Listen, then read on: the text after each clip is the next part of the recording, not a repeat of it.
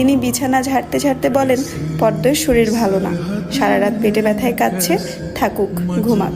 পূর্ণার কিশোরী মন বুঝে যায় পদ্মজা কিসের ব্যথায় কেঁদেছিল। সে রাতে নানাবাড়ি ছিল বলে জানতো না, ভোরেই চলে এসেছে। নানাবাড়ি হেঁটে যেতে 5 মিনিট লাগে। পূর্ণাকে চুপচাপ দাঁড়িয়ে থাকতে দেখে হেমলতা বলেন, তুই যা, মাথা নিচু করে যাবি, মাথা নিচু করে আসবি। আচ্ছা আম্মা। পূর্ণা রুমে এসে আয়নার সামনে দাঁড়ালো, নিজেকে খুঁটিয়ে খুঁটিয়ে দেখলো। এরপর গত মাসে মেলা থেকে আনা লাল লিপস্টিক গাঢ় করে ঠোঁটে মাখে। 14 বছরের পূর্ণা ইদানিং খুব সাজতে ইচ্ছে করে। হেমলতা সেজেগুজে স্কুলে যাওয়া পছন্দ করেন না বলে পূর্ণা আগে থেকে লিপস্টিক মাখেনি। টিনের দেয়ালে কাঠের ঘড়ির কাঁটায় 10টা বাজলো মাত্র, এখনো পদ্মজা উঠল না। হেমলতা মেয়েদের রুমে ঢুকেন। পদ্মজা 2 হাত ভাঁজ করে ঘুমাচ্ছে। জানালার পর্দা ভেদ করে আসা আলতো পেলব রৌদ্রের স্পর্শে পদ্মজার মিশ্রণ পাতলা ঠোঁট,